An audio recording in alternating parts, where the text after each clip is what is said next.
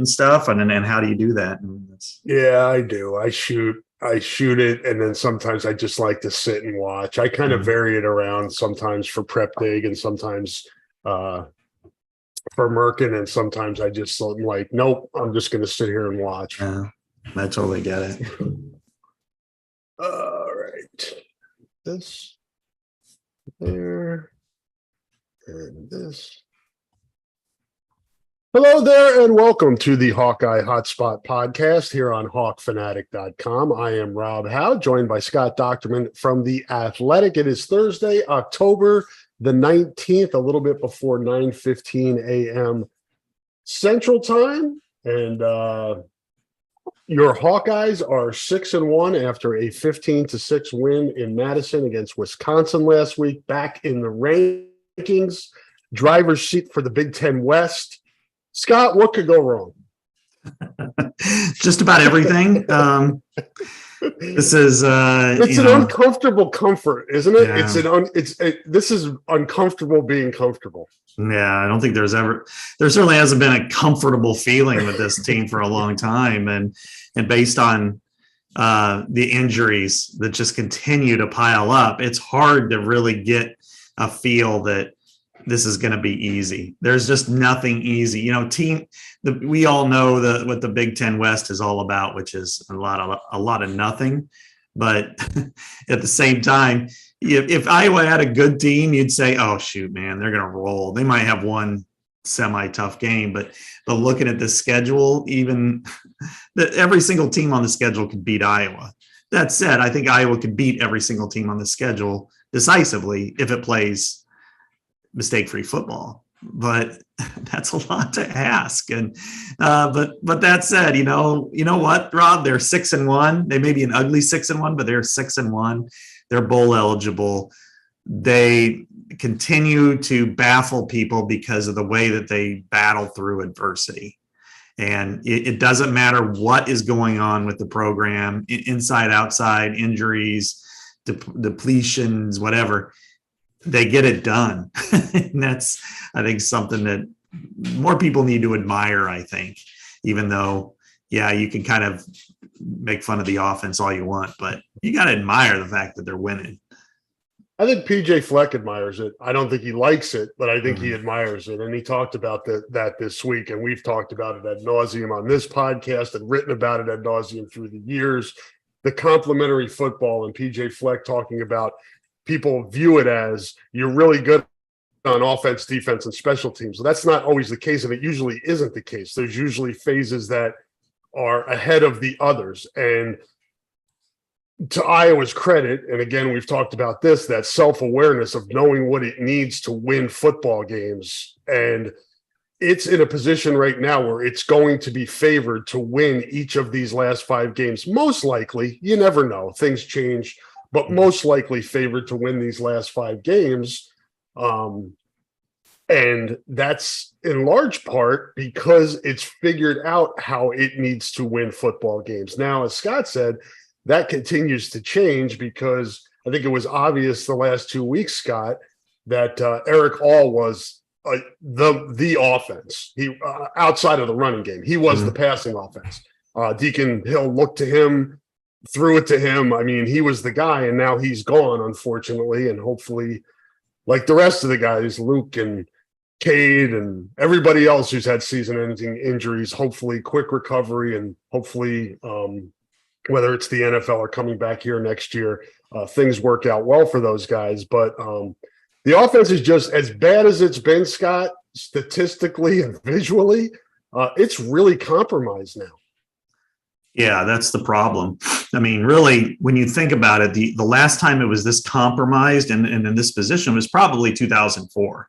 It was the other way around. And frankly, you had a sophomore quarterback trying to navigate it, but they gave him a lot more freedom to go ahead and do some of that stuff. Whereas now you look at, I mean, it's all running game. It has to be running game, and it's getting better, and they're getting better at it. And I think that's the important thing.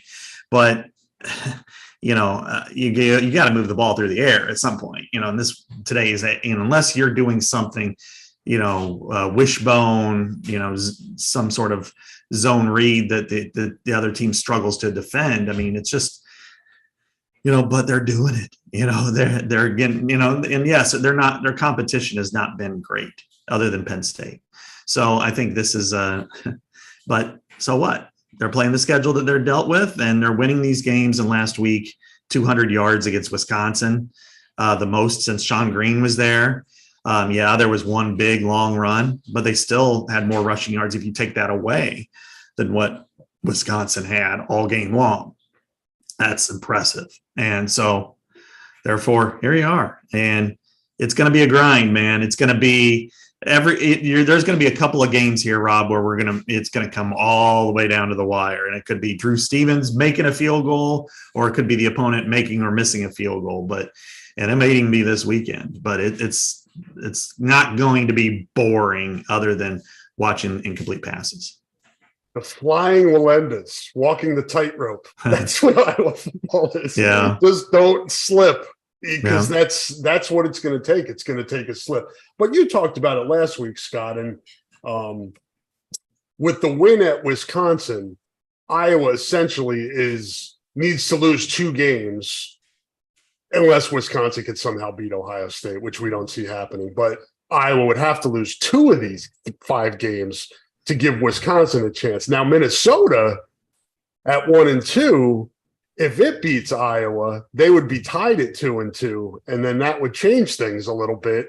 But Minnesota's got that pesky game in Columbus next month. So this is really – it would be beyond disappointing if Iowa doesn't win the West with where it sits right now. But again, compromised greatly on offense. The good news is, as good as the defense has been, it's ascending and has a chance to be even better moving forward. If you can get the offense just to a place where it can run the ball a little bit and maintain some drives and keep the defense off the field and not screw it up. I know people will boo and fire Brian Ferentz is probably coming Saturday when it's run, pass in the flat, punt from deep in their own end. But be prepared for it, people. Don't act like that's a surprise. What you've seen from Iowa so far is the formula to win this season with this team. So I guess embrace it or continue to complain and beat your head against the wall. Sure. And there's going to be complainers. There are complainers. I mean, you go to any story I write on The Athletic, and then there are people. Those comments on your stories are tragic.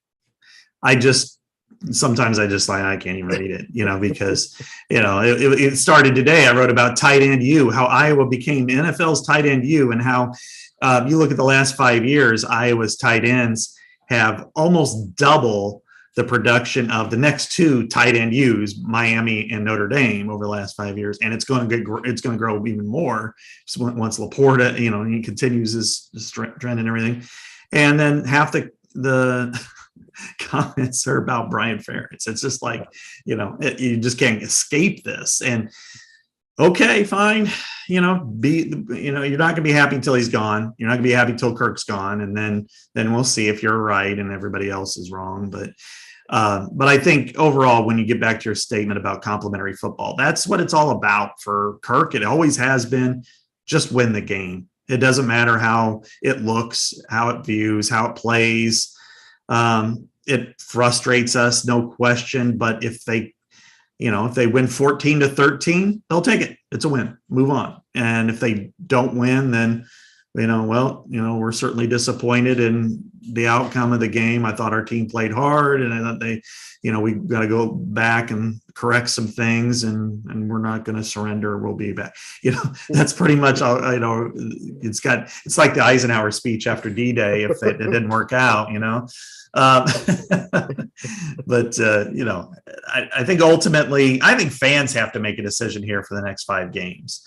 Are you gonna be fans of Iowa for the next 5 games, maybe 6, 6 for sure, and if not 7, or are you just going to complain about it because you only get this season? for a very short period of time. It's going to be over in a month and a half at most. And then you can tee off. Iowa needs to fire Brian Ferentz, Yes. whatever. It's a discussion for after this season right now, because there's nothing you can do right now. Yeah. You're not – what's firing Brian Ferentz going to do right now? Yeah. At this point, nothing. And the quarterback question, we all have it. They're not going to change it. And so me complaining about it, me writing about it, which I have, and asking about it, which Kirk brought up on his show last night, it doesn't matter. That's the way they're going to do it. So it's like, okay, well, you're just going to have to live with it. And it's frustrating. It's not fun, but winning is more fun. So, I've seen some good shootouts that have not gone their way or other people's way. And you know what? You'd rather win than lose pretty. Yeah, and I think, if you're an Iowa fan and you care about winning, and that's the objective, and that's what you're there for, and, if you throw out that it's going to be aesthetically pleasing, if you're an offensive football fan, it's fun to watch the defense and special teams operate. We'll get to Tory Taylor in a bit here, but just embrace it. Embrace that people are pissed off at your team. Embrace that people don't make fun of your team for winning the way that it wins, and just have the last laugh. Just laugh back and say, whatever. You can make fun of us. You can disparage us. It really doesn't matter. We're going to win the division. We're going to go to the Big Ten championship game, whether you people like it or not. Yeah, exactly. It was like the Buffalo Bills were that way when they got to year 4. Yeah. They're like, we know none of you want us here. And of course we saw the reason why, but it was like, so what? We don't care. We're going to go there. And, I compared Iowa right now to a one-armed boxer that, yeah, we know eventually when they go to the heavyweight championship, they're going to lose. But until then, are you going to appreciate the fact that a one-armed boxer keeps beating everybody and still has an opportunity to win all these matches to get to the championship match? Or are you just going to worry about the ending? We know what's probably waiting for them in December. That would be the ultimate Kirk Ferentz upset win. Possible? Yes. Probable? Absolutely not. Don't worry about what happens when they play Michigan in December. Worry about Minnesota. Worry about winning these games. And if they ultimately go 11-1 and then lose in Indianapolis, but you know what? You got to salute this team. This is, defensive wise, probably the least talented since 2019.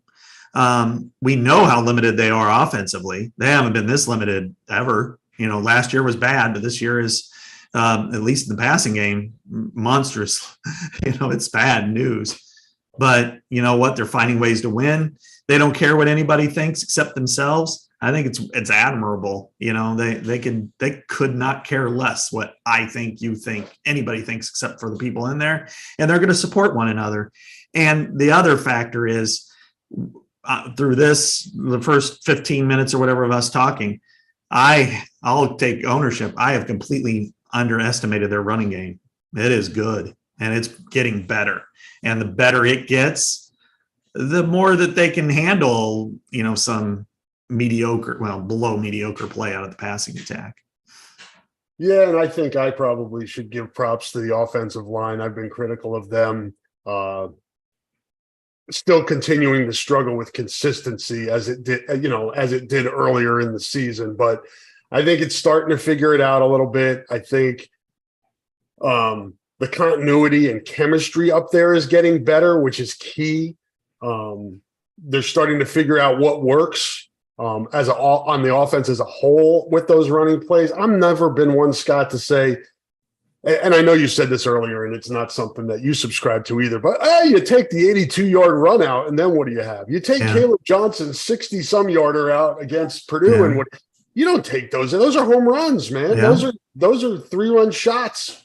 Those are big plays, and that's part of it. If you can, and it's not just those. They're getting some nice chunk plays in the running game that should be commended, and the offensive line is a big reason for that. And I think we see the value of what was missing with Caleb Johnson being out, and it almost seems like with Caleb there, Leishon kind of settles in a little bit more and feeds off of that competition, with those two guys, competing it with each other together to work together to get yardage. But I'm just not sure what can be utilized here in this passing game. When you look at this, Scott, now you're down to Steven Stylianos, Ostrenga if he's healthy, Johnny Jacuzzi.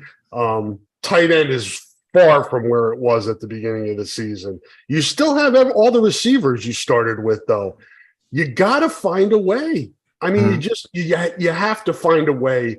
37 passing yards against Wisconsin, no completions to the receivers against Purdue. I know things aren't going well, but if you're running the football, there have to be some things available in the passing game. There needs to be some play action opportunities. There just has to be. You can't constant. I mean, granted, the easiest thing to do is run the football if you're good at it, and that I wouldn't. They will not evacuate from that. They will continue, nor should they. However, if you run the ball, let's say 4 straight plays, and you pick up 22 yards. The next play, those linebackers are going to take a step forward. The safety is going to take a step down. They're going to leave these wide receivers on island because the receivers haven't proven they can do anything. Well, that's the time to go hit the home run. And that's probably where Deacon Hill is most effective, is he does have a really strong arm.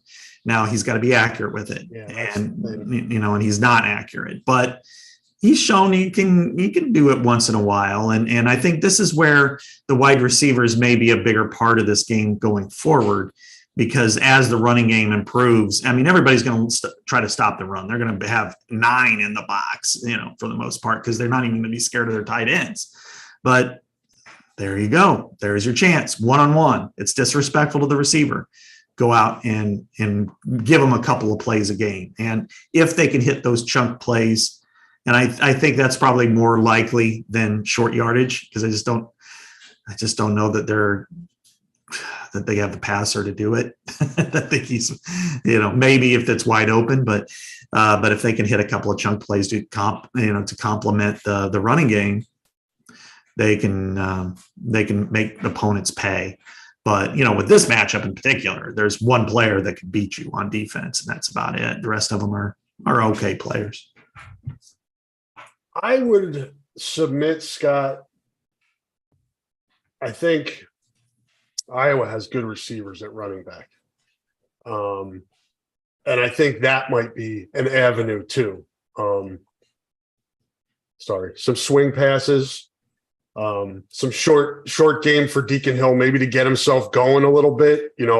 There's 8, 9 in the box. They're waiting for the run, little fake, little motion, something like that. Swing it, get it into space to maybe if Jazz Patterson is back, that's how you start to get him, and you're able to play 3 running backs. I think it was Jovan or Jordan Canzeri or both suggested having two of those guys on the field at the same time, whether it be, Jazz and Caleb or Leishon or however you want to configure it. But maybe that's an avenue to maybe establish something offensively. Yeah, you're right. Because it just seems like they want to go 5 wide if they incorporate the running back in the game. And that's spreads them out, but doesn't really do much because it doesn't really allow for a safety valve. It doesn't allow for that fire when there's a blitzer maybe coming off the opposite side and you got a hot read with the running back. They're already out wide. They're probably the 5th option. Terrell Washington was in that role for a little while, and now I think it's more Leishon Williams. I think they're both right. Obviously, I think if you were to have 2 running backs, legit running backs in the backfield available, but one thing that concerns me is Deacon's been pretty rough on hitting short passes like that. Last week got him a couple of them knocked down. So it's like all these things makes it. Marvin McNutt, of course, I talked to him on Monday and he's beside himself with the passing game, as you can imagine. But, he's just like, where's the quick game? These guys are off 9 yards on these receivers. And I'm like, because I don't know that they think he's accurate enough to hit those, and then you lean into why not Joe Labus? And, I think Kirk shut the door pretty quickly on that. I don't know if, I don't know if it was the right thing to say, but it was. So it's really going to just be, what can they do to make it work? And I don't know. I would say this, though. I would say let's eliminate the middle screen. I don't think it works anymore. Yeah, I would agree. I noticed with Deacon, he's concerned with his footwork, and it looks like he's getting that. I was kind of watching the other day, and it looks like he's getting more comfortable with his feet. He just has a really long, pronounced motion. And you notice a couple that allows the defensive linemen to get their hands up. Yeah. And he's had passes batted down because I think the motion is so long and pronounced that gives the defenders a chance to react. And with the inaccuracies on top of that, it makes it that much more difficult to complete passes.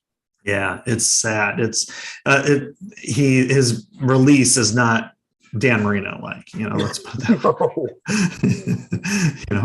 So I think what you do is that's why what's best for him is if he gets some sort of a max protect, right, then you can fire it down the field. And a lot of times if it's one-on-one coverage, then you're allowing your player to make a play on the ball, which Eric All was able to do. Luke Lachey certainly would be able to do.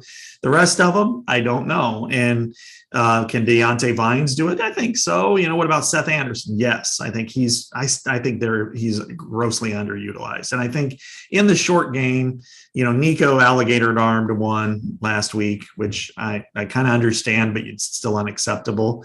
Way too many drops this year overall. Yeah. I mean, you can be critical of the quarterbacks, but the wide receivers have some ownership in this as well. Absolutely.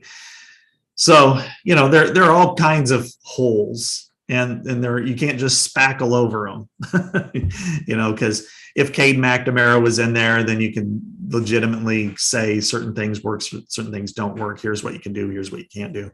And they've had injuries of running back too. I mean, they've been down to one real guy. And so it's, the fact that they just keep winning is just so surprising with this, but they manage to do it. They do it with a defense that's getting better. But I think the running game is there, if they can continue to do this. I just wonder right now, Rob, at tight end, will they put like a backup, and give him an 80 number or 90 number to make him like a Jack Dotzler or somebody like that, to make him a blocking tight end. Because I think that's probably the best route right now. We saw that last week. That's called the Woody Orr, by the way. Yeah, Woody Orr did it. Ike Bucker did it. Ike Bucker. And it makes sense. I mean, the NFL players do that. Riley Reef started it that way in Detroit way back when.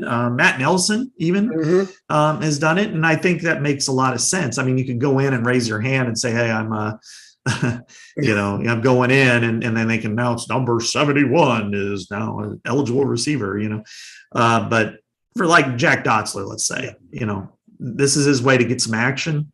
You play that position.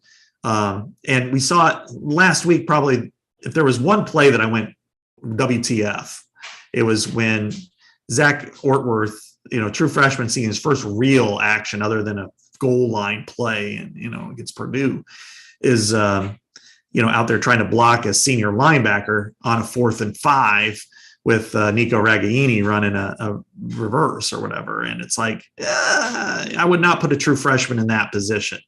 And they did. And I'm thinking, what are you doing? Why wouldn't you have even Hayden Large doing that? But I think that in some ways is probably the best bet for them, is get a backup offensive lineman that's probably not going to move to, if there's an injury or something, is not going to be in the game, and have him play that. Get some snaps, make some blocks, probably play the way they're going, 15 plays a game. But I think that's the way to go. Wouldn't be an Iowa-Wisconsin football game without a head-scratching play or two from Iowa's offense. You're just like, what in the hell was that? And we certainly got that on the play that Scott just described. Now, you've alluded to it a few times, Scott, and I want to talk about it a little bit more. The quarterback conversation and the I don't know how you would even frame it, but you go back to, what Kirk said about Deuce at Nebraska. And then you had Brian Ferentz with what's the upside with Alex Padilla. And now Joey Labus pretty much getting the door shut in his face the other day with Kirk. I don't know what the upside is. Exactly. Yeah. I don't know. I think there's a more, if we always want honesty and candidness when we're journalists from the people that we cover, and I appreciate that, but it just seems like these situations could have been avoided, should have been avoided. I don't know. Is there a pattern here? Is this something that I don't want to say is concerning, but something that because those guys hear that. I mean, Deuce obviously heard that. Padilla heard it. And I'm sure Joey Labus right now is not feeling great about what's being said about him. So it's confusing to me because Kirk and his coaches are usually so supportive of players that I don't know if it's just them feeling like they're backed in a corner and they need to defend who they're starting. I don't know. Your thoughts? I guess, they're all a little bit different. The Deuce one was kind of off the cuff, tongue in cheek, kind of a laugher type thing that wasn't funny to a person who really felt like he'd been robbed of an opportunity. So that was one that it was an emotional reaction to him. Kirk felt bad. It was stupid for him to say it, and he admitted it, and he was right. I would say ultimately he's probably proven right, which is a real shame because I know Deuce was very much hyped, maybe as hyped as any quarterback recruit that we can remember. But, he brought up Padilla, and Petrus. I'd heard a lot of the same stuff, last year and then, in learning some more after the season, it was like, okay, I get it. Because, what we saw, he didn't help with protections, like the ultimate play that everybody looks at it and blames Jack Plum for, which was he, looked inside the Nebraska defender, went right around him and sacked Padilla. That was on Padilla. He called it. He called the protection of the line of scrimmage for him to look inside, and then voila. And he really wasn't successful either. And, there was a lot of questions about the way he spent the amount of time he maybe spent with the offense, learning it and perfecting it. And then this one, I think is really kind of silly because I don't know how much worse you can get as a quarterback and still keep your job. I think this is the only program in America that you can complete 27 as 70 and still be the starting quarterback. But what happens if he gets hurt? I mean, is this going to be kind of like Bud Kilmer and Johnny Moxon? I'm behind you, and Joey Labus goes out there and slings it around. And, now from what I hear, Joe Labus kind of does his own thing when he's out there and which doesn't really hurt because you kind of want that sometimes with the quarterback, but could use some creativity right now. Yeah, exactly. They get out of the Iowa offense, but he also has a propensity to make a lot of mistakes, throwing interceptions in practice and that sort of thing. Now, he didn't do it when he was out there. He had a better game against Kentucky than probably Cade and Deacon have had this year. But I don't, like Brian said, what's the upside? I don't see it, because I don't see him ever making those kind of comments about any other position besides quarterback. And that's really kind of perplexing. I don't know. And I'm not going to try to get into the psyche of why those comments have been made about that position. But it's a position that you would think you would want to build everybody up and just, because like you said, you never know. Joe Labus may be in there next week with the rash of injuries we've seen on Iowa's offense this year. And I think you have to know the questions coming. It's a fair question when you have a quarterback who didn't complete a pass to a receiver and threw for 37 yards in the next week. I think it's a very fair question to ask, what else do you have at quarterback? And maybe say, Joe missed, and I know maybe they get tired of repeating themselves, but Joe missed a lot of spring camp or summer camp. You know, Deacons worked a lot with the first team offense as a result of Cade being out. That's where we feel we're comfortable right now.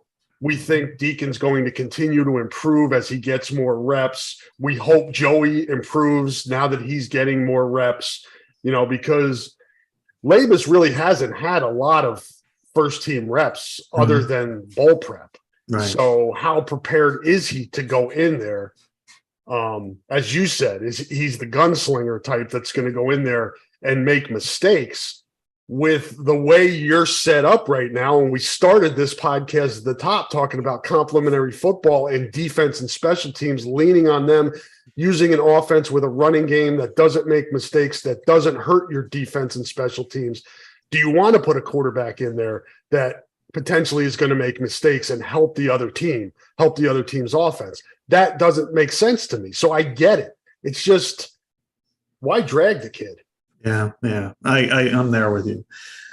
And it's a shame because, I mean, now we see the writing on the wall. I mean, the day the portal's open. Yeah. The day the portal's open, he's gone. You know, I don't blame him. You know, which again, then what happens to the bowl game? You know, then you're down to Marco being number 2. And I'm not so sure that they shouldn't be taking a good look at him either at this point, you know, because, you know, and this is the frustrating thing. I mean, he's trying to justify a quarterback that has really, really struggled. I mean, these are 1960s numbers, you know, bad 1960s numbers. And last night on his radio show, he's like, well, somebody asked me in the press conference to start bringing up those numbers. And I didn't know what those numbers were, but I can tell you what the number that really matters the most is he didn't have a turnover the other day. Well, he had to fumble that he almost lost. And he had some passes knocked down and one that that was very close, that had to be reviewed as to whether or not it was interception in their own territory as well. Those are some near misses. So I'd be careful about trying to pat your own back. Did you hit him with numbers the other day? Was he referring to you? Yeah. What did you bring up? I said, you know, and I go, you don't really care about statistics very much, but your quarterback's 27-70 right now, you know, and then I brought up Joe Labus, and that's what kind of set it all off. And 27-70, Rob. I mean, you know, we're talking before the season, you know, that 60% is a number that they want to hit. And, you know, that Cade McNamara was 64% 2 years ago at Michigan. As a team, they're going to be below 50. I mean, you're talking about the Mendoza line in baseball. This is like batting like 120. Yeah. I mean, it's really not, it's epically bad. Yeah. So, you know, to me, I think if you look at this path and you go, Joe, you know, the Deacon doesn't turn the ball over and that's his only benefit. Well, that's pretty hard to say when you're an offensive guy. You know, that's, you know, you're asking your offensive player, you know, whatever you do, don't turn the ball over. Well, that doesn't work very well. That's like, you know, whatever you do, don't shoot the ball because you might miss. I'm mixing a whole kind of metaphors here, but don't swing. Yeah, don't swing at that pitch. Yeah, exactly. Just, you know, hopefully it hits you. You know, maybe you'll walk. Lean in there like Coach. Yeah, from Cheers. Yeah, went off the noggin. Yeah, exactly. You know, Roger Dorn in Major League too. But then I look at it like this: and I'm not I normally wouldn't advocate for a true freshman, but what have you got to lose at this point? Why not make him number 2? If Labus is not, what's the upside? Yeah, what's the upside? Well, the upside is he might be better. A completed pass. Yeah, completed passes. Here's the thing, Scott. I think you settle in and in your mind, you're thinking, okay, defense, special teams, really good. We can win the remaining games leaning on those two. So we're going to put the quarterback in there that protects the football the best. Well, what happens if you get behind by 10 points? Mm-hmm. What happens if you're down 2 touchdowns? Yeah. Now it's not a matter of if that quarterback turns the ball over. He's got to make plays. He's got to complete passes. He's got to score points. Then what happens? Is Labus or Linnaeus more capable of that? Yeah. That I do not know because we haven't seen it. Yeah. You know, and we may not. You know, and the thing is, all they want, they could say, well, we haven't seen this in practice. We haven't seen this. But ultimately, this is the game. The game stats are what matters. Nobody cares what happens in practice. I mean, we used to hear that about, in basketball. Fran would talk about how somebody shot in practice, and then, I'm not going to say who it is, but then you struggle a lot during games, and you're like, so what? A lot of practice all-stars. Yeah, exactly. And in this case, it's like, and again, I get the complimentary football. Absolutely. I buy into that for Iowa, even when they're good at certain times offensively. But to suggest that the only thing the offense can do is screw it up. Yeah. You're playing not to lose. And at some point, that means one play can get you beat, Rob. That means one big pass play. We saw it last week. I mean, the best defender on the team, Cooper DeJean, got beat for a 40-yard gain. One big pass play, one big run play, one big return, one blocked punt, one fumble like against Michigan State, that type of thing. It's just, I think at this point you just go, you've got to take a step forward. And if maybe it's Deacon Hill, maybe he'll go 10 of 14. And then you're, and 8 of those passes are to receptions are by wide receivers, which would be, they'll set off the fireworks for Saturday night. But, but if it isn't, in order to get to that destination, you might want to rethink some things during the bye week. Of course, do I expect that? Absolutely not. They are some of the greatest strengths are their biggest weaknesses. Their stubbornness has been very much a reason why that they've been successful. It's also a reason why that they haven't really been a Big Ten championship team program. Definitely capture ceiling, I should say. No doubt about that. Good time to take a break here, Scott, and we'll dive into some Minnesota after the break and then do our picks as well. But I want to let folks know that support for the podcast comes from Systems Unlimited, celebrating 50 years of providing services to people living with disabilities and mental health needs throughout East Central Iowa. A list of their services and upcoming events can be found at sui.org. That is SUI.org. Thank you to Systems Unlimited for over a half century of valuable work in the community, and we appreciate them supporting the podcast. Let's hear from a few more sponsors, and Scott and I will be back on the other side of this short break.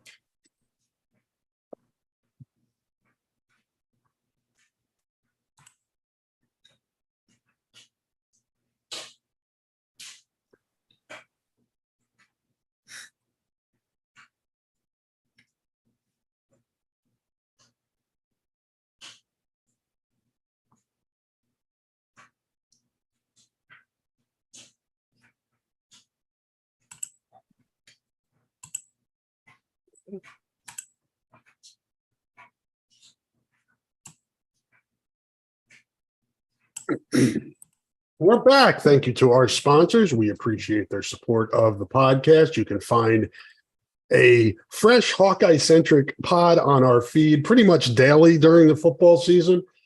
Excuse me. We've moved the Rapid Reaction podcast to Sunday mornings because of all the later games that Iowa football players are playing. It's tougher for Jovan and Jordan Canzeri to line up on East Coast time to do the later podcast. So we've gotten to about 11 a.m. Central time on Sunday morning. So if you're looking for that on Saturday, you can find it on Sunday morning. Scott, this is not a good Minnesota team. Coming off a bye week, got pounded by Michigan a few weeks ago. Statistically, not very good. In actual play, not very good. 1-2 in the league.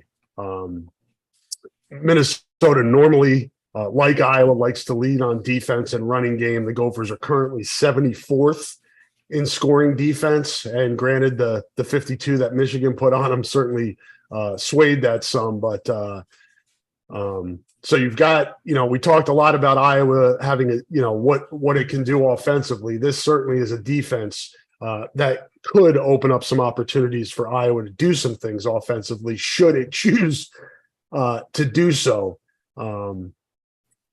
And Minnesota just doesn't have the receivers it's normally had. The quarterback has not developed, I think, the way they wanted to. And the offensive line lost firepower as well. So this is not a one of those. He's had good teams up there that I thought, all right, Iowa, this is a dangerous game for Iowa. I don't see this here. It may end up being different than that, but it's not a good Minnesota team.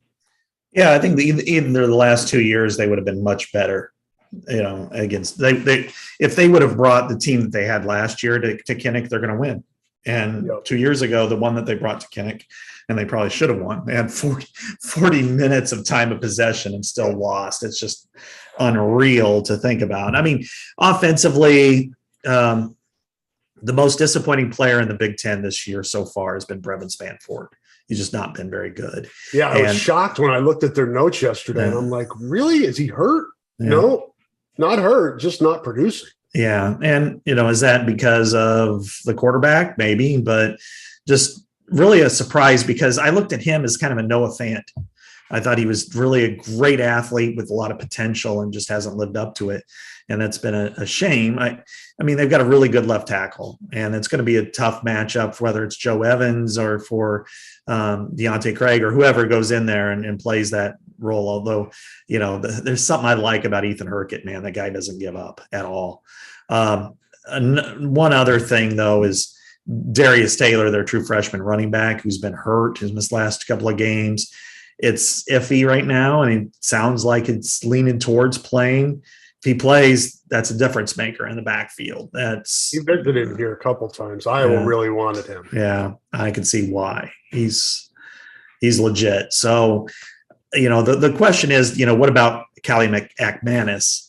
And, he's 6 of 6, 6 touchdowns, 6 interceptions, 55%, just kind of a blah. He's a decent runner, but not great, so he's just had an average to below average season thus far. But, then again, it's like I'm judging him on his numbers, not against us, against Iowa numbers. Because then he looks like, hey, this guy should be first team all Big Ten. But, but his numbers are when he's rushed, he's really bad. And I think that's probably what Iowa will try to do, is get to him in some way, shape, or form. And that could be with blitzes, because they really blitzed the hell out of Braden Locke in the second half last week. And that might be the way to do it, if you can stop the run before it gets started, and then also, be able to force him to make a mistake, then that's when you can really take advantage of it. Yeah, no doubt. And he can move a little bit. He can run a little bit too. So you have to be cognizant of shutting down his running lanes as well. I wouldn't say he's, somebody that's going to torch you with his legs, but he can keep plays alive and certainly pick up yards on the ground if he sees the opening. So that's something to be cognizant of as well. From a defensive standpoint, Scott, drop off here for Minnesota. They've obviously been really good under Fleck on defense. A lot of guys in the NFL, good players. Newbin's really good. Yes, absolutely. He's a stud, but not a lot of star power elsewhere on this defense. Yeah, they really lost a lot of players from the past, and they're just not getting to the quarterback. They're not disrupting the quarterback, and then they're just not really affecting the opponent very much. The first game notwithstanding against Nebraska, where I thought, okay, maybe this defense is back, they're going to be good. But of course we see that Nebraska's offense is almost as challenged as Iowa's. And then it's like, okay, I get it. But Newbin is the guy you got to stay away from. And that means Deacon Hill, do not throw it. If 27 is there, don't throw it. He will ruin your day. He's that good. He's an NFL guy. He's Antoine Winfield, take your pick out of all their great players they've had lately. The rest of them, pedestrian. And I think they can run on them. And that wasn't necessarily the case last year. They used tight end early, and then Sam Laporta got hurt, which was really a shame for them for going into that final game against Nebraska. But I think overall that this is a team that Iowa is very capable of hitting a couple of big plays, through the passing game, kind of like the game 2 years ago, Rob, on that side of the ball, where when Alex Padilla started, he was only like 6 of 17 or something. But he also or maybe it was 11 to 24. I get my games mixed up that season. But, he also hit Charlie Jones on a big pass play, and then Keegan Johnson. Man, what they wouldn't do for one of those two guys, but on another one. So I think this is a unit that Iowa Iowa could take advantage of in a big way. If they can run. I mean, we know what they're going to do. They're going to stack the box.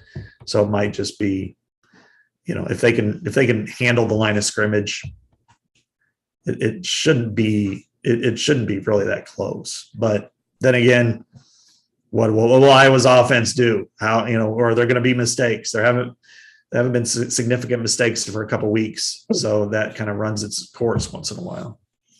Good kickers in this game, Scott. They're good kickers. So if it comes down to field goals, both teams very well equipped in that area. Is it Dragan Kesic or Kesic? Kesic or Kesic? He's 10 of 11 this year, 2 for 3 from 50 and beyond. So, and we know what Drew Stevens can do. So keep an eye on that. You always got to pay attention to special teams. And that leads me into the MVP of Iowa to date this season, Tory Taylor, punter. Just an amazing display at Wisconsin the other day.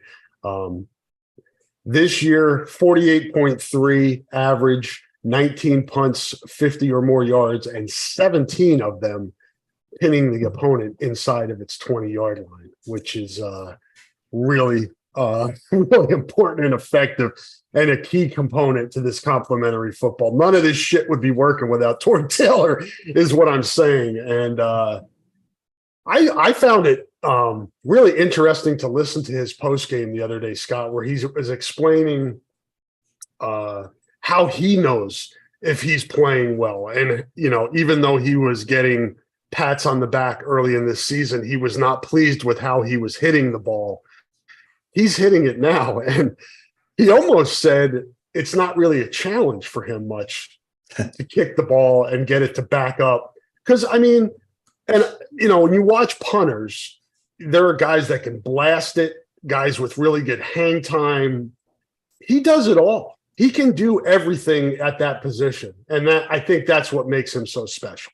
No question. It's just, old timers, old dudes like us, that have been around and have watched since the early 80s. I mean, there's this program especially, and we deal with it on a daily basis. There is a tug of war between legacy bias and recency bias. As someone who grew up in this state and followed that team and watched Reggie Roby play, he still probably has a bigger leg than Tory Taylor, but he's not a better punter than Tory Taylor. And I know that's almost heresy. The only one that would be more than that would be to say somebody might be better than Bob Sanders as far as on the heresy scale with Iowa fans.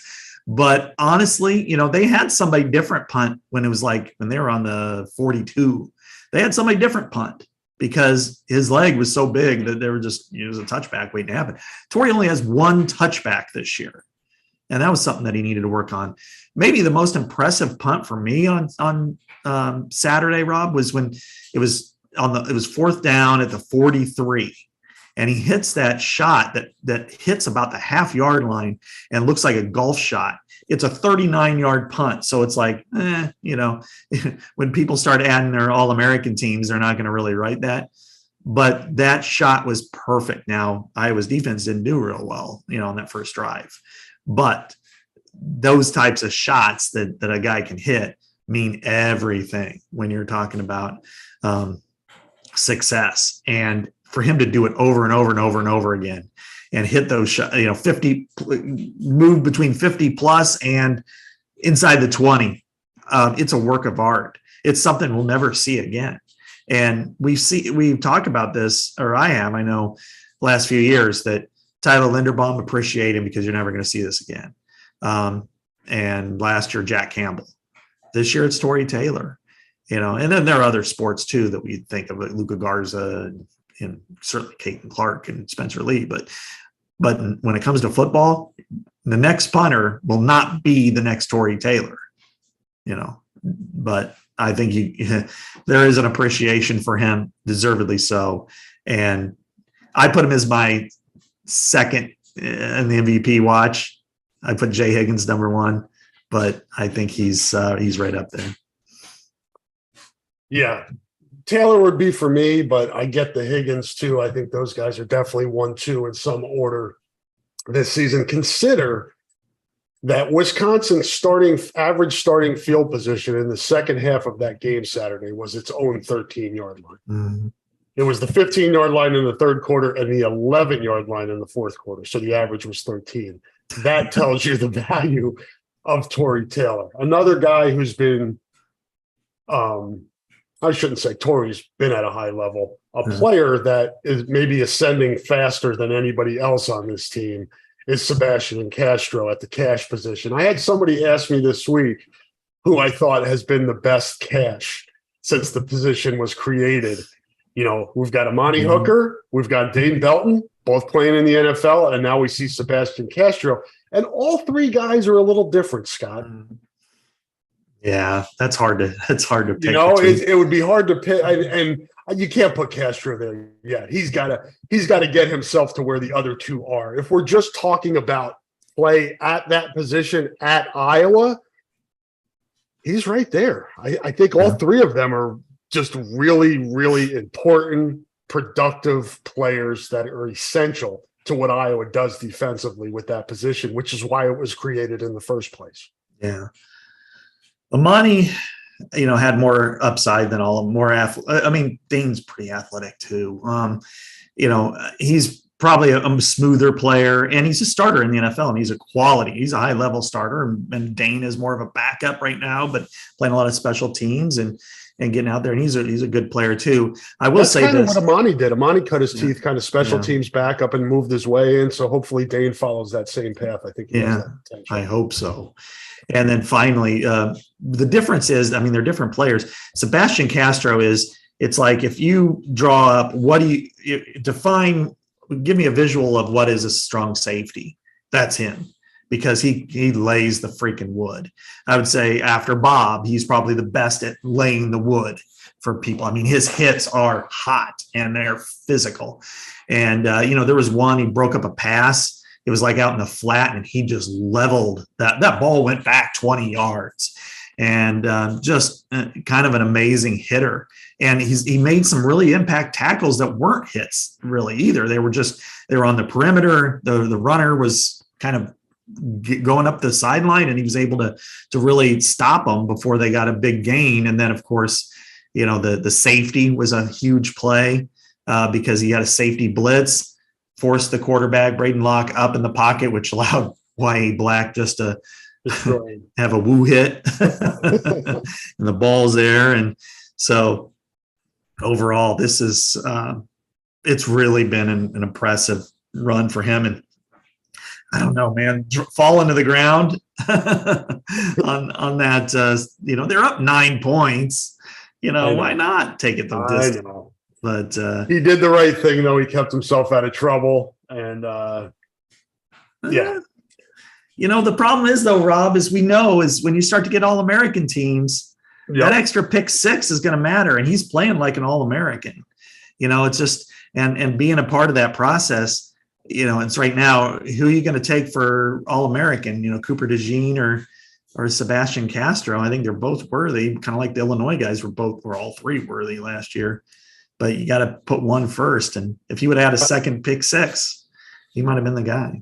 And I will say, in defense of Cooper, who gave up a rare long pass, he came back and made the stop on fourth down on that series too. That made an amazing play off the edge and stopped Braylon Allen in the backfield. So huge play there. Yeah, it's going to be hopefully they don't split votes in any way. I think Cooper has the name recognition, so that's probably going to help him.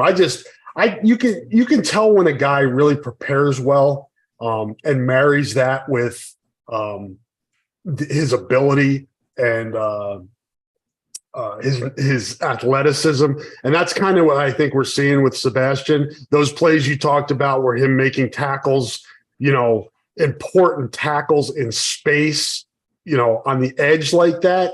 He's in position because he's prepared. He's prepared himself for what he's going to see. And if you watch him, and I was watching him a lot on Saturday. You just watch his eyes and where he's looking, and his preparation and his read and recognition is really, really high level. And then when you marry that, as I said, with ability, you have a really good player. Yeah. He's putting himself in position to be in the league. And, will he be a defensive back starting one? I don't know, but he's going to be a sought after special teamer type for sure because of his explosiveness. And then I think he could play himself into that role, kind of like different player, of course, but Geno Stone, similar type. I'm happy for Geno, man. Yes, I smile whenever I see him make a nice play on Sunday. He's leading the NFL in interceptions. He bet on himself. We talked about that on this podcast, whether or not he should go.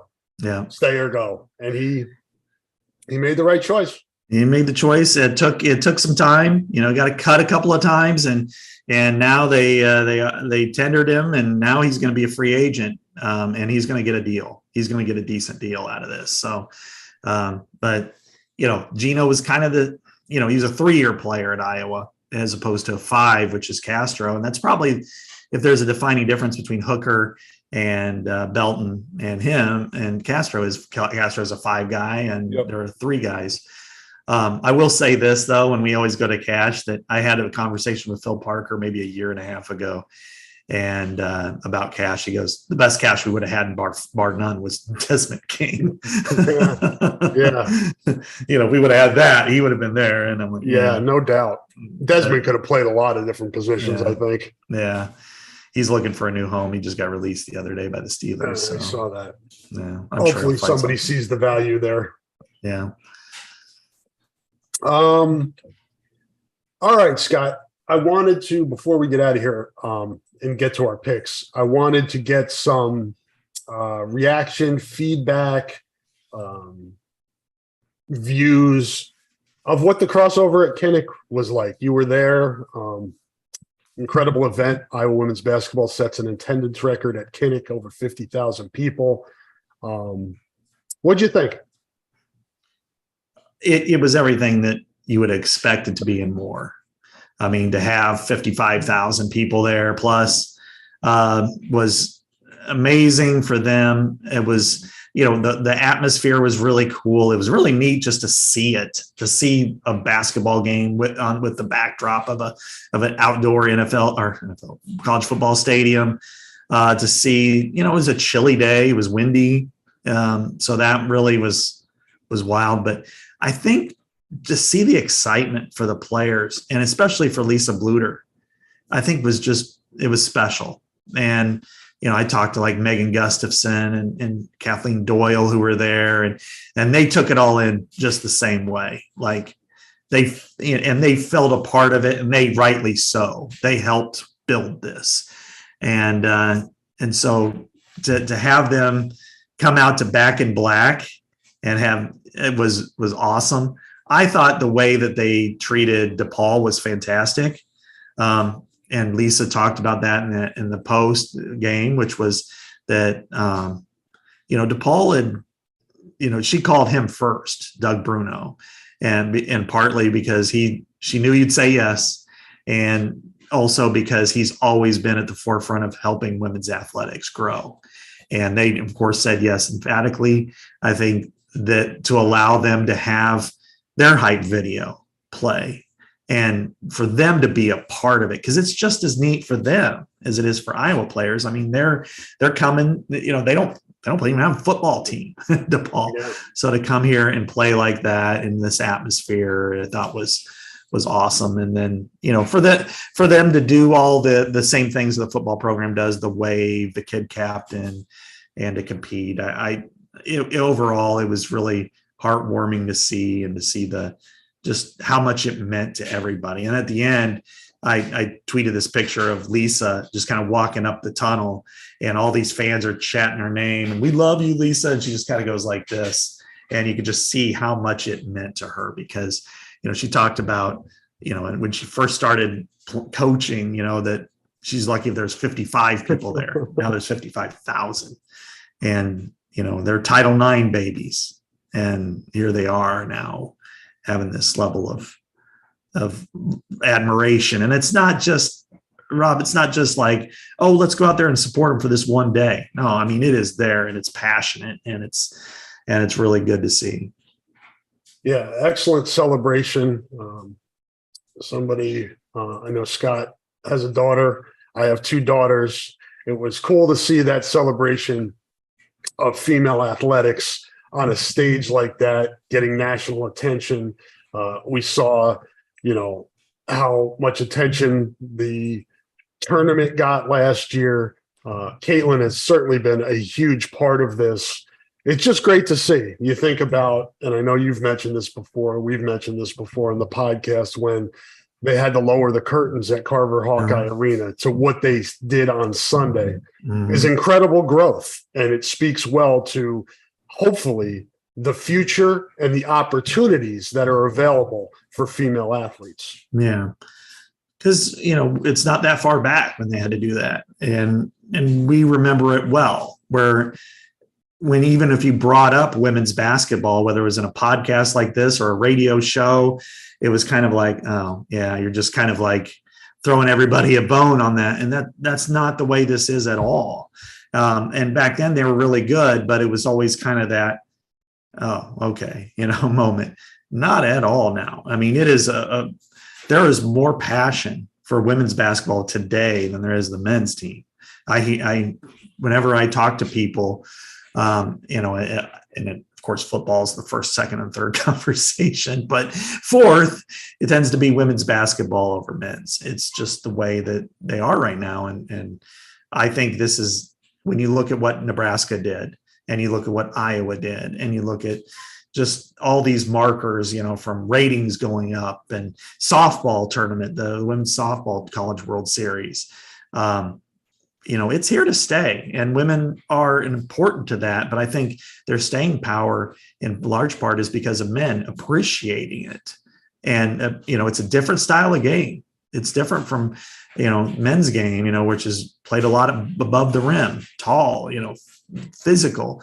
This is a lot of passing and shooting. And that kind of, that to me is it's very an interesting thing. It was kind of funny. My wife went with a couple of her high school friends who were Iowa State grads, and they're like, I've got to wear Iowa to this, but they're there because they wanted to see Caitlin Clark. They wanted to see Iowa, and it's a rivalry, but they want to support it too. And that's probably the neatest thing, Rob, that I've seen, is that a lot of the support is universal. Like, I'll wear my team shirt, root for them, but I also like and appreciate what they do for the sport.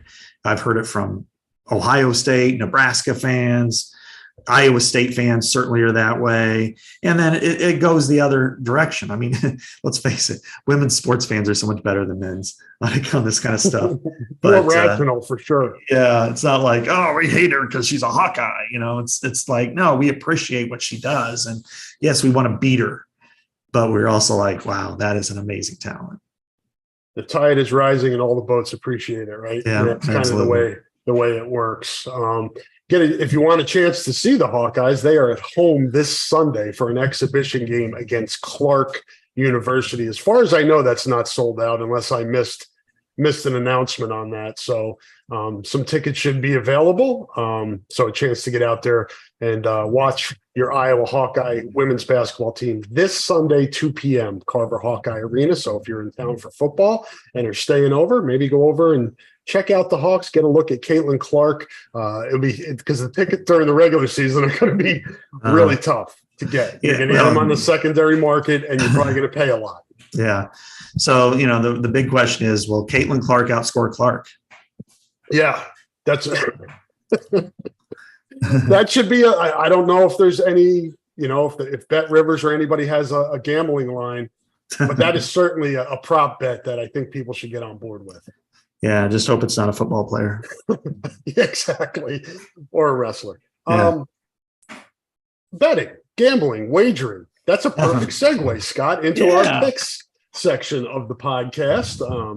Scott let me know that we were each 4-2 last week, which I'll take with I had been stumbling a little bit in recent weeks, so I'll take the 4-2.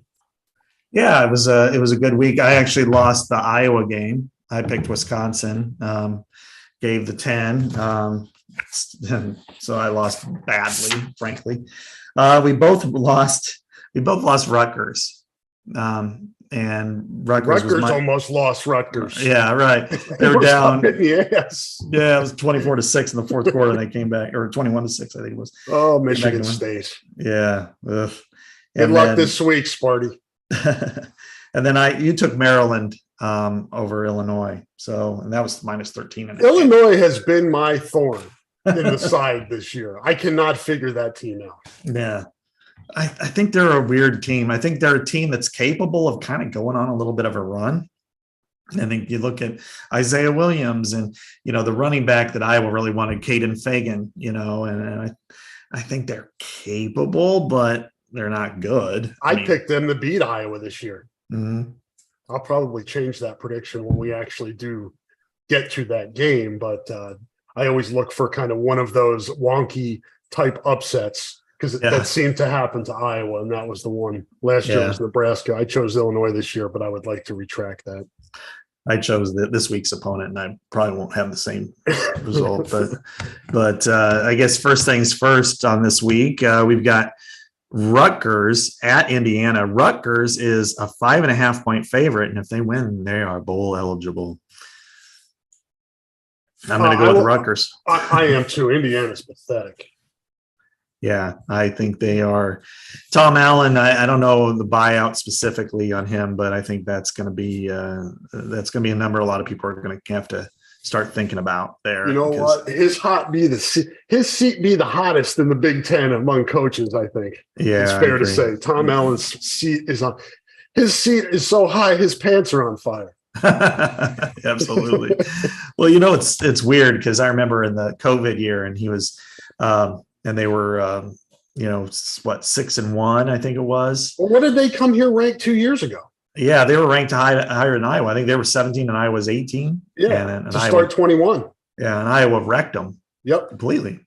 Didn't even. It was. Michael Penix. He didn't even get his mojo back till he had to go out to another Big Ten team, Washington.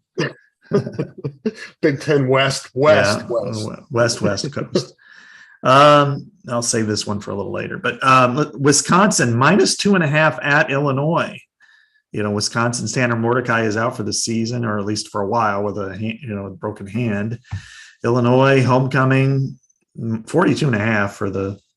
What's the spread on that, Scott? 2.5. Illinois giving. Yeah, Wisconsin. Well, no, Wisconsin's favored by 2.5. I'll take the points. So you're going to take Illinois? I'm going to take Illinois. ILLINI. I'm going to go with Wisconsin.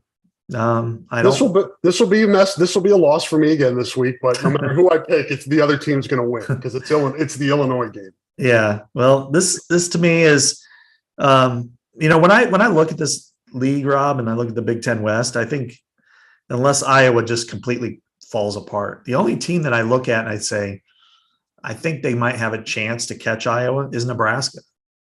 And that's still we're still a ways off, but they're it's funny seeing Nebraska kind of built like Iowa with no offense and leaning on its defense. Definitely a departure from the Frost warning.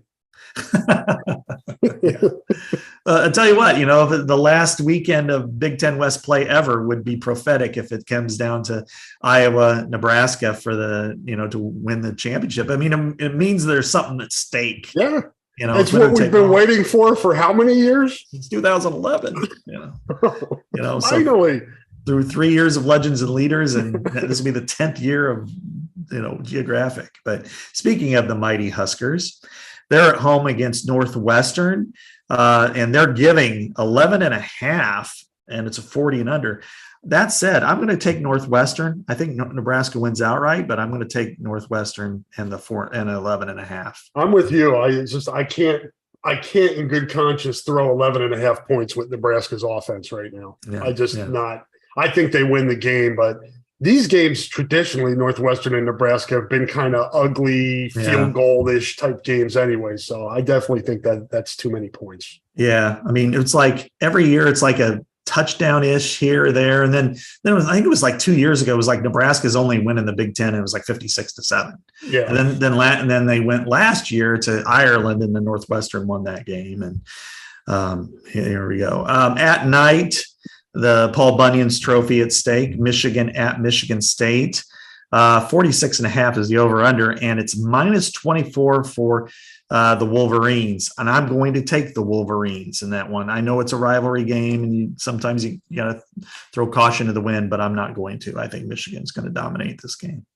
You mentioned it last week. Jim Harbaugh has a tendency to run it up when he can, and if he can this week in this game, he's going to run it up. Yeah. Give me the Wolverines. Yeah, I think this one could be 55-0. In all seriousness. After watching that offense against Iowa, they're gonna struggle.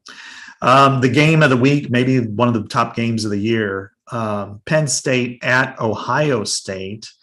The Buckeyes are favored by 4.5, and I think I wrote down 45.5 for the over/under. This is low. The number. Yeah, but Ohio State's their offense has not been Ohio State like this year, which makes sense. Yeah, they don't have C.J. Stroud or Haskins or any of those guys anymore. What would Marvin Harrison Jr. do on the Hawkeyes? Well, he would probably have 10 catches this year, and he'd be in really good shape from running down the field. Going like this. I'm open. Yeah, he'd be a great blocker. I'm sure he's physical, big. I will take the Buckeyes in this game. I'm going to throw the 4.5. Yes. Okay. Yeah, same. Drew Aller, I think he's got a real chance to be a great quarterback. He was awesome at Iowa, and he's been on the road and won a couple of games, but they started really slow against Northwestern, and he was really inconsistent against Illinois. So I think that going there to the Death Star in the Big Ten, I like Ohio State to force some turnovers and to win this game outright and cover. Finally, the one that we're watching, Rob, Minnesota at Iowa. Iowa, opened at 6.5, and now it's 3.5.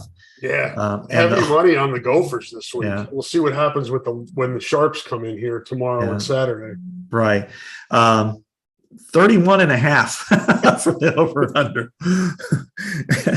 I'm probably going to still take. I saw somebody say that's the lowest in like a really long time. Yeah, and Iowa was the last team that was that low. So I'm going to go with Iowa barely. I think I have like Iowa winning like 16-12 or something like that. I'm with you. I think I have Iowa. I haven't published my preview yet, but I think I have Iowa 17-10, 20-10, something like that, 2013, somewhere in that range. I think it's right around mid-30s probably total. Yeah, if that, yeah. Low mid-30s, and I think Iowa wins 6-7 points, somewhere in there. Yeah, it's you just don't know. I mean, last year was 13-10. I would have a much more difficult time if this would have stayed at 6.5. Yeah, that would have been a much harder pick for me here. I would have taken the Gophers. Yeah, I think I may have too. Yeah, I would have. I just don't have a whole lot of faith that Iowa can blow anybody out. I mean, I think they can hold people down, but this is going to be a tough one. And then 31.5, I still would take the under. Yeah, I'm with you. I don't know how you bet the over with Iowa right now, unless it was in the 20s, high 20s or something like that. Then I might inch myself out there. Yeah. It's one of those where you might miss 1 week, but if you bet the under like every week, I'd have to look and see what the numbers are. But if you bet the under every week, Rob, you got to be in the money big time. Oh, without a question, no doubt. Just constantly take the under, and it's like a pipeline of money. I'm sure it's frustrating for the odds makers. They're like, God, can we really go that low? Well, we got to go that low. That low? Yeah, that low. Have you seen Iowa's offense? Yeah. 31.5. that I don't know that they can go lower than that. Probably not.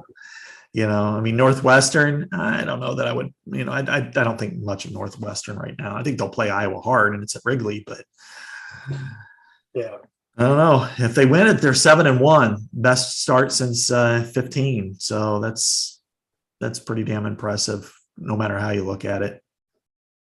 Hawkeyes favored by 3.5, as we just said, for Saturday's game. Kinnick Stadium. It's a striped stadium game, or whatever the heck they call it. So check out HawkeyeSports.com to find out what the hell color you're supposed to be wearing, because you don't want to be that person showing up in the gold section wearing a black shirt or vice versa. You don't want that. They can throw you out of the section and then expel you from the game. No, they can't really do that, but you'll be mocked and made fun of, and you don't want that on a game day. Yeah, especially with beer in the stadium. It'll be more prevalent. NBC 2:30 Saturday, Paul Burmeister and Anthony Herron on the call. That's very cool. Look forward to seeing those guys on Saturday. Yeah. Friends with both of those guys from their time here. So really cool to see those guys ascend in this business. Both are very, very good at what they do. Absolutely. I talked to Paul yesterday at length, not only about the matchup, but I'm writing a little bit about him for tomorrow, kind of in a catch-all end of the week type thing. And he's excited to come back. I think one of the things he wants to emphasize, and Anthony, of course, will be the same way, is that they want to say, look, we're going to be impartial. We're going to be, because they are professional. I mean, that thought never even entered my mind, to be honest with you. I know they have to guard against that, because that's would be the perception of people. Oh, Iowa guys calling it, but it's not going to be like listening to Dolphin and Polo. No, not at all. And I understand it too. And I think, it was probably more on the Gopher side. There have been fans that have kind of hit me up saying, how does this happen? And I'm like, these guys, don't worry about it. If there was somebody else, then, no offense, but if like Chuck Long was doing it, then maybe you might be a little more leery. But Anthony, I'm like, Paul calls Notre Dame football. Anthony does primarily the Bears and the Big Ten at large. They bled black and gold, but they're professionals. And Paul had played for 30 years. I mean, come on. Yeah, and those guys do their homework. They'll be well prepared. They're going to be, if you're not that your Minnesota fans are listening to our podcast, but they will treat your team well and have the information and background and insight for both teams to make it a really good broadcast. I feel pretty confident in saying that. Absolutely. Most definitely. All right, folks, we appreciate you listening to the Hotspot Podcast. We appreciate all of our sponsors for helping support the podcast, and we hope you guys have a great weekend at the stadium. Be careful, be kind to each other, and Scott and I will be back to talk to you next week on the Hotspot Podcast.